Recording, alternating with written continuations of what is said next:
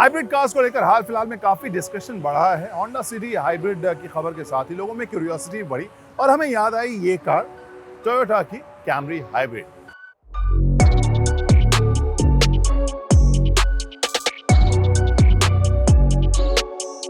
कुछ दिनों पहले ये कुछ चेंजेस के साथ आई थी। हमने सोचा क्यों ना हाइब्रिड के डिस्कशन में इसे भी शामिल किया जाए, इसे ड्राइव किया जाए, इसकी खूबियों के बारे में, खामियों के बारे में बात किया जाए और साथ में थोड़ा वक्त गुजारा जाए ये समझने के लिए कि हाइब्रिड कार्स दरअसल काम कैसे करती है।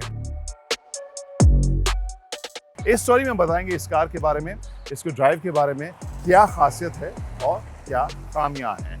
लेकिन इस कहानी को शुरू करने से पहले प्लीज सब्सक्राइब कीजिए हमारे YouTube चैनल को और जो बेल आइकॉन है उसे भी जरूर दबाइए और फेसबुक, इंस्टाग्राम के ऊपर फॉलो वाला बटन तो दबाना बिल्कुल मत भूलिएगा।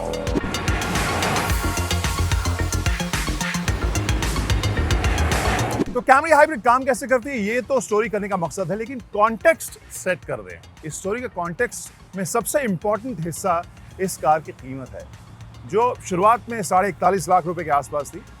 जो लेटेस्ट नंबर हमने चेक किया इंटरनेट के ऊपर वो 43.5 लाख एक्स शोरूम प्राइस है और वो कीमत हमें लगता है कि काफी ज्यादा है। लेकिन उस कीमत में ये कैमरी हाइब्रिड क्या क्या आपको मुहैया करा रही है, क्या क्या फीचर्स दे रही है और क्या ये फीचर्स काफी हैं इस प्राइस टैग के ऊपर नए कस्टमर्स को आकर्षित करने के लिए, यही हम जानेंगे।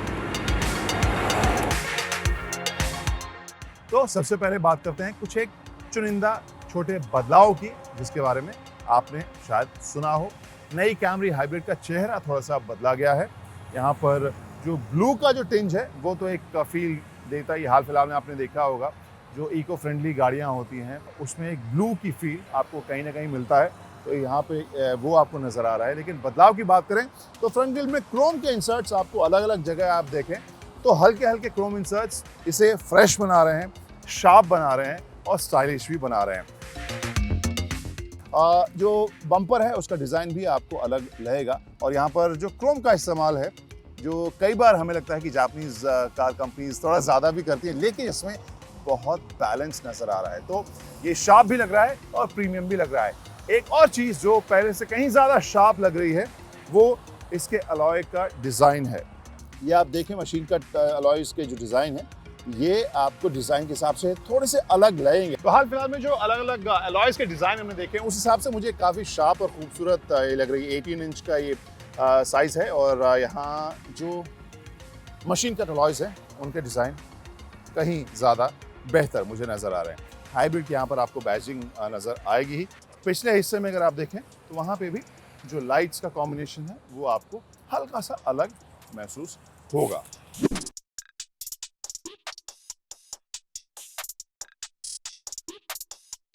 लेकिन अंदर की कहानी क्या है वो अब आपको बताते हैं।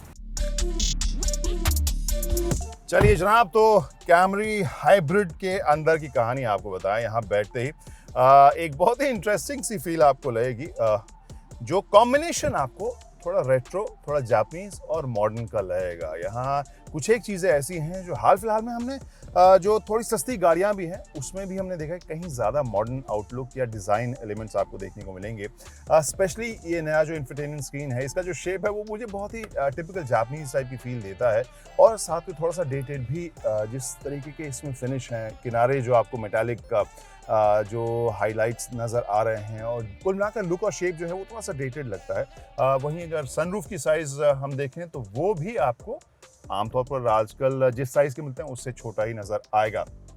लेकिन बाकी हिस्से अगर देखें तो डिज़ाइन के हिसाब से, मटेरियल के हिसाब से आपको काफ़ी प्रीमियम लगेंगे। यहाँ पर ब्लैक पियानो फिनिश है, बीच में एक वुडन टाइप की फील आपको यहाँ मिलेगी और जो लेदर का इस्तेमाल है डैश में वो भी आपको काफ़ी प्रीमियम फील होगा। जिस हिसाब से आप आर्मरेस्ट के नीचे देखें या डोर्स में देखें ओवरऑल बहुत ही सॉलिड और प्रीमियम फील मिलेगा। लेकिन जैसे मैंने कहा कि कुछ एक एलिमेंट्स ऐसे हैं डिज़ाइन के हिसाब से जो आपको काफ़ी इंटरेस्टिंगली डेटेड लगेंगे, जो दरअसल है नहीं शायद।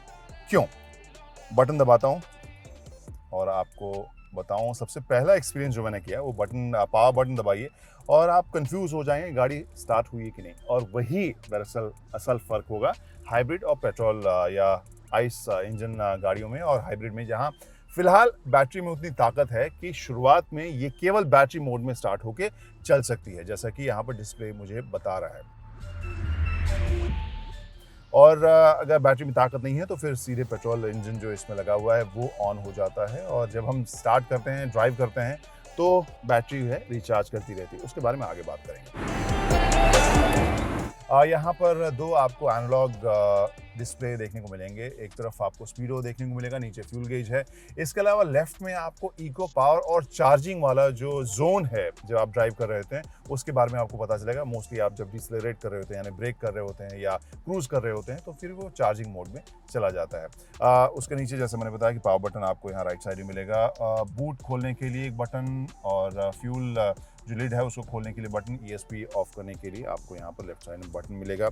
ओडो और बाकी जो इन्फॉर्मेशन यहाँ पर चेंज करने के लिए छोटे बटन से यहाँ लेफ्ट में मिलेंगे। देखा, जैसा मैंने कहा था कि अब जाकर इसका जो पेट्रोल वाला इंजन है वो इंगेज हुआ है, क्योंकि थोड़ी देर तक मैंने इसे ऑन करके छोड़ दिया था। तो अब जो बैटरी है उसने कहा कि भाई अब मुझे पावर चाहिए इंजन से, और वो डिस्प्ले भी चालू हो गया। Okay, coming back to this display of infotainment screen. जैसे मैंने कहा कि ये दिखने में बहुत ही डेटेड टाइप का डिज़ाइन आपको लगेगा, और कुछ एक चीज़ें ऐसी हैं जो शायद आप बेहतर इसमें उम्मीद कर सकते थे। जैसे रिवर्स कैमरा है, उसका रेजोल्यूशन और बेहतर हो सकता था। जो व्यूज़ है वो तो आपको काफ़ी प्रैक्टिकल लगते ही हैं, and they are pretty clear, लेकिन थोड़ा सा और डिस्प्ले का जो रेजोल्यूशन है वो बेटर हो सकता था। जो डिज़ाइन है क्लीन है, देखने में बहुत ही साफ सुथरा, लेकिन अगेन थोड़ा सा डेटेड ये मुझे लगता है।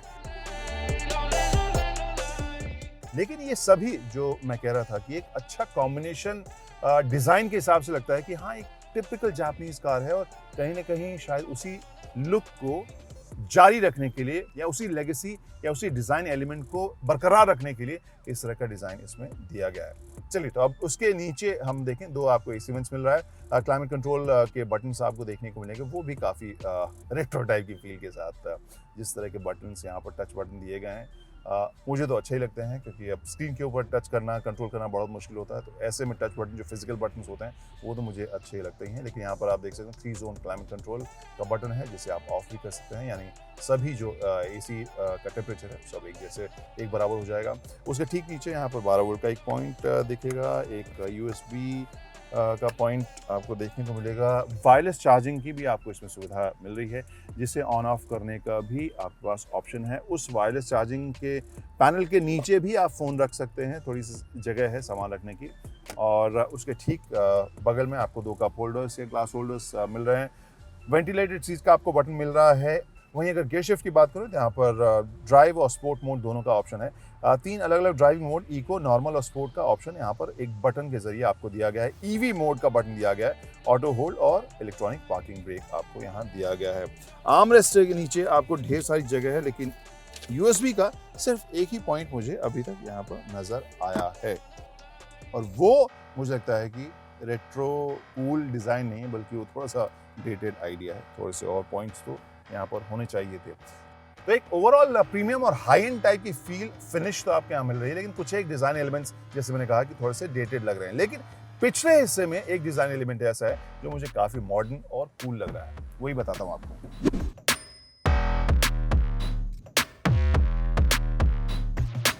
कैमरे की सेकेंड रो की अब कहानी आपको बताते हैं। यहाँ पर थोड़ा सा प्रीमियम टाइप की फील आपको तो मिलेगी ही, या इनबिल्ट आपको जो सनब्लाइंड्स आपको मिल ही रहे हैं। उसके अलावा मामला थोड़ा सादा सा आपको राइट साइड में मिलेगा। और स्पेस की बात करूँ तो यहाँ पर नीरो मुझे काफ़ी मिल रहा है, फुट मूवमेंट के लिए जगह काफ़ी मिल रहा है। थाई सपोर्ट थोड़ा सा और बेहतर हो सकता था। हेडरूम 6.25 फीट के लिए थोड़ा कम है, लेकिन आई थिंक एवरेज हाइट के लिए ये स्पेशियस आपको जगह मिलेगी। 2 लोगों के लिए काफ़ी शाही सा मामला मुझे नज़र आ रहा है कैमरे के पिछले सीट में। अब फीचर्स की बात करें, यहाँ पर AC वेंट आपको दिया ही गया है, जिसका लुक भी ओके है। बहुत ज़्यादा मैं ओवरवेलमिंग या बहुत स्टाइलिश नहीं कहूँगा, बट हाँ, इंसर्ट्स जो हैं इसे थोड़ा सा प्रीमियम बना रहे हैं। जो वुडन फिनिश वाले यहाँ पर फील हो रहे हैं, आई डोंट नो उसका एग्जैक्ट नाम क्या है। यहाँ पर 2 आपको USB को पॉइंट मिलेंगे। अगेन C टाइप चार्जर आपको यहाँ नहीं मिलेगा, 2 आपको USB के चार्जिंग पॉइंट आपको मिल रहा है।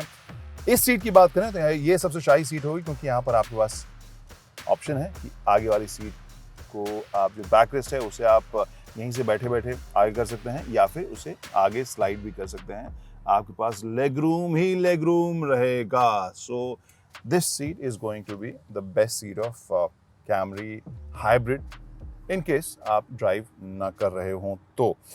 लेकिन अभी तक मैंने उस फीचर के बारे में नहीं बताया जो मुझे काफ़ी कूल लगा था, वो है ये कमांड जो पैनल मुझे काफ़ी मॉडर्न और काफ़ी कूल लग रहा है इस कैमरी हाइब्रिड में, जहां न सिर्फ आप यहां पर एसी और ऑडियो को कंट्रोल कर सकते हैं यहाँ से पीछे बैठे बैठे, यहाँ सनशेड जो है वो भी आप देख सकते हैं। यहाँ मैंने बटन दबाया और जो पीछे का ब्लाइंड है वो ऊपर या नीचे।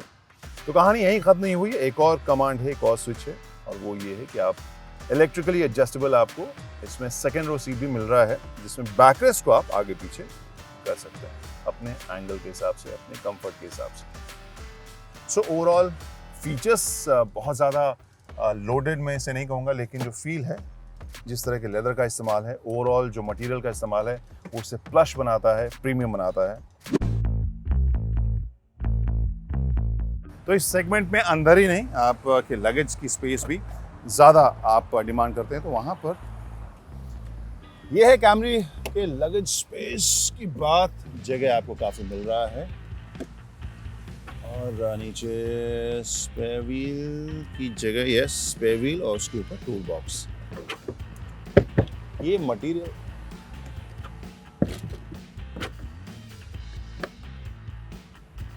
थोड़ा सा और ठोस हो सकता था आई गेस। अब आपको दिखाते हैं इंजन कंपार्टमेंट में क्या चीजें नजर आ रही हैं। भाई हाइब्रिड कार है, कुछ अलग आपको दिख रहा है या नहीं। हाइड्रोलिक्स इसमें लगे हुए हैं रॉड, जिससे कि आपको ज़्यादा मशक्कत करने की ज़रूरत नहीं है। आपको अब इसके इंजन स्पेक्स के बारे में बताते हैं और साथ में इसमें लगे हुए मोटर के बारे में भी, और फिर ले चलते हैं इसकी ड्राइव पर।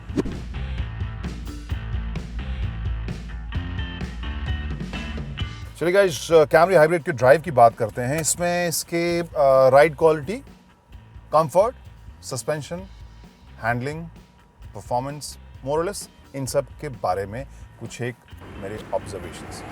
इस सीवीटी ट्रांसमिशन को हमने कर लिया है एंगेज, और शुरू में सबसे पहली चीज़ जो मुझे महसूस होती है वो है स्मूथनेस और कामनेस।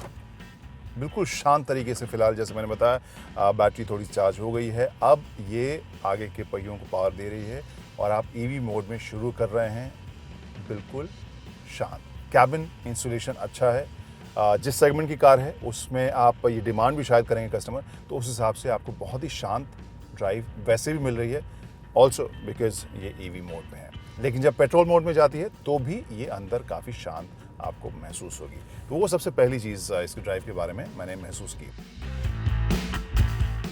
अब इसकी राइड क्वालिटी की बात करें तो इसका सस्पेंशन का सेटअप आपको काफ़ी रिफाइंड महसूस होगा, और ओवरऑल जो स्पीड ब्रेकर्स हैं या छोटे मोटे बम्प्स हैं वो आप आवाज़ में ज़्यादा महसूस करते हैं, कैबिन के अंदर कम, वो झटके आपको कम लगते हैं। तो उस हिसाब से इम्प्रेसिव इसकी राइड क्वालिटी मुझे लगती है, जो एक बहुत ही प्लश राइड, मुझे कंफर्टेबल राइड मुझे महसूस होती है। अगेन जिस सेगमेंट की कार है उस हिसाब से बिल्कुल फिट, कंफर्टेबल राइड और ड्राइव क्वालिटी आपको मिलेगा। अगर मैं हैंडलिंग की बात करूं, वो मुझे काफ़ी इंटरेस्टिंग लगा, क्योंकि जो साइज़ है, जो वज़न है इस कार का काफ़ी ज़्यादा है। उस हिसाब से ऑब्वियसली स्पोर्ट्स कार की तरह मैं एक्सपेक्ट भी नहीं कर रहा था इसे हैंडल करने का, लेकिन जिस साइज़ की कार है उसके मुकाबले इसने बेहतर पकड़ के साथ तेज़ कॉर्नर्स हैंडल किए और बहुत ही कंपोज तरीके से। That was impressive. तो हैंडलिंग के मामले में मुझे इस सेगमेंट के हिसाब से कार काफ़ी अच्छी लग रही है। ब्रेकिंग में आप महसूस करेंगे कि हाँ हाइब्रिड है, और वहाँ पर डिसलेरेट करते हैं आप तो उससे बैटरी भी चार्ज होती है, तो एक एक्स्ट्रा एफर्ट या थोड़ा सा अलग आपको लगेगा जो नॉर्मल पेट्रोल या डीजल कार में आप जिस तरह से ब्रेक करते हैं, तो वहाँ पर थोड़ी सी ज़्यादा एफर्ट कई बार लग सकती है, या जो आपने एफर्ट लगाया है उससे कम आपको ब्रेकिंग मिल सकती है। वो थोड़ा सा टाइम लगता है एडजस्ट करने में। अब बात करते हैं परफॉर्मेंस की। वो मुझे काफ़ी मज़ेदार लगा है। शुरुआत में आपको ईवी मोड में ये स्मूथ राइड देती है, जब पेट्रोल में जाते हैं तो ये तेज़ तरह जाती है। वहीं 2.5 लीटर के इंजन के हिसाब से मैं ये ज़रूर कहूँगा कि बहुत ताबड़तोड़ ये नहीं लगती है। जिस स्पीड पे जाती है वहाँ पे जो इंजन की आवाज़ है वो थोड़ी ज़्यादा आप महसूस करते हैं, स्पीड हल्की सी कम महसूस होगी। तो एक्सीलरेट करती है, एक्सीलरेटेड साउंड करती है, एक्सीलरेटेड साउंड करती है, लेकिन स्पीड उतनी भी तेज़ नहीं होती। तो वहाँ पर जो मामला है वो थोड़ा सा सबड्यूड सा रहता है। तो परफॉर्मेंस के मामले में बहुत तेज़ तरह वैसी महसूस नहीं होगी। जैसे मैंने अब देखा, एक्सीलरेट किया तो यहाँ पर जो बैटरी है वो भी काम कर रहा है, इंजन भी काम कर रहा है, और यहाँ पर आवाज़ जो है वो आपको काफ़ी महसूस होगी। मज़ा आएगा, लेकिन स्पीड वैसी इलीगल लिमिट में खट से जाने वाला मामला वो आपको महसूस नहीं होगा। सो ड्राइव परफॉर्मेंस के मामले में एक कंपोज, शांत, गंभीर सी एक कार आपको ये मिल रही है, जो ताकतवर भी महसूस होगी।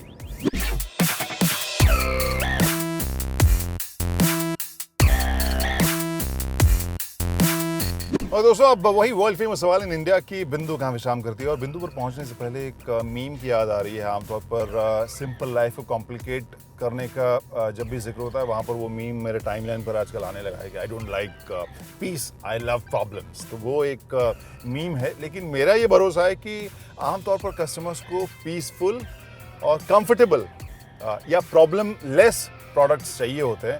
और इसकी ड्राइव के बाद मुझे वही महसूस हुआ है कि इतनी पीसफुल और काम कंपोज ड्राइव की जो गाड़ी है उसे कस्टमर क्यों नहीं चाहेंगे। मुझे लगता है कि इसमें वो लगभग हर चीज़ या हर पैकेज के तौर पर हर एक फीचर और एस्पेक्ट मौजूद हैं जो किसी भी इंडियन कस्टमर्स को पसंद आएंगे और इस तरह की कार की तरफ पुश करेंगे। लेकिन जो चीज़ उन्हें पुल कर रहा है शायद वो इसकी एक शोरूम कीमत है। कीमती काफ़ी ये कार मुझे महसूस होती है। जिस तरह के फीचर्स और जिस तरह के सेगमेंट में कार है, उस हिसाब से अगर कीमत थोड़ी सी और कम होती तो इंडियन कस्टमर्स तो लपक के लेते इस कार को, बिकॉज मुझे तो ये काफ़ी पीसफुल और मज़ेदार कार लगती है।